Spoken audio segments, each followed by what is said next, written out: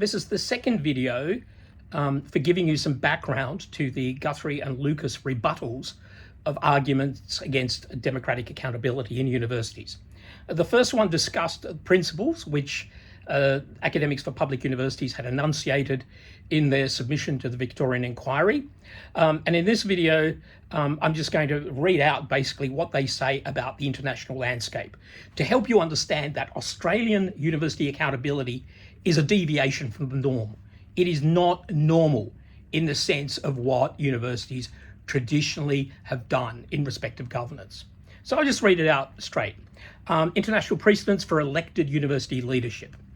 Contrary to claims that elected leadership is impractical or outdated, numerous higher education systems maintain democratic executive selection models. Victorian universities, because this is from their submission to the Victorian inquiry, were historically more participatory than they are today. And the principle, of course, applies to Australia in general. The post-1990s corporatisation trend represents a departure from collegial traditions, not their preservation. Restoring democratic leadership selection would align universities with established international practice and strengthen public trust. So here are their examples. Firstly, Germany. In many German Länder, university presidents, Rektoren or Präsidenten, are elected by a university senate or assembly comprising academic staff, students, and professional staff, often with weighted voting. While supervisory boards exist, academic participation in leadership selection remains embedded in law. 2. Spain.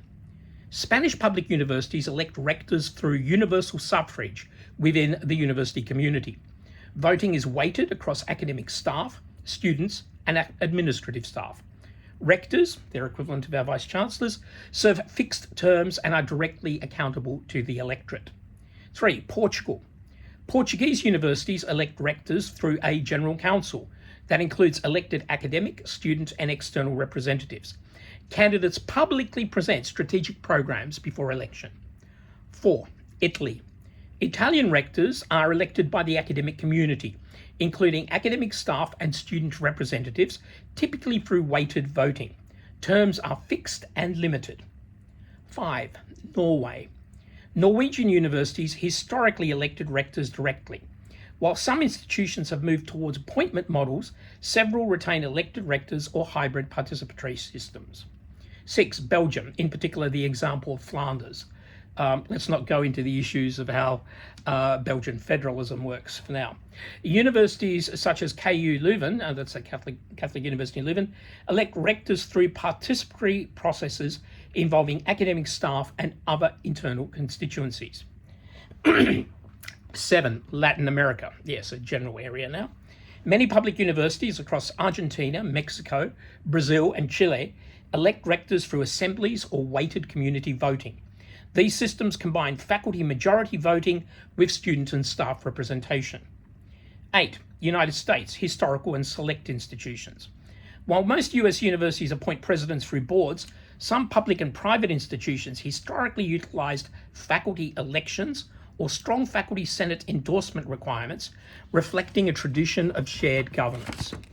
So they finish up their survey of international governance approaches with some observations from that comparative practice.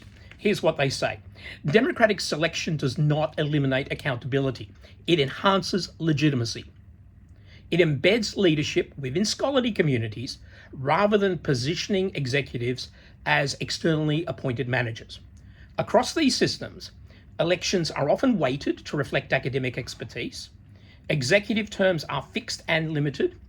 Leaders are accountable to academic communities, and hybrid systems coexist with supervisory boards and state oversight. Claims that elections will politicize universities or undermine competence invert the reality of current governance.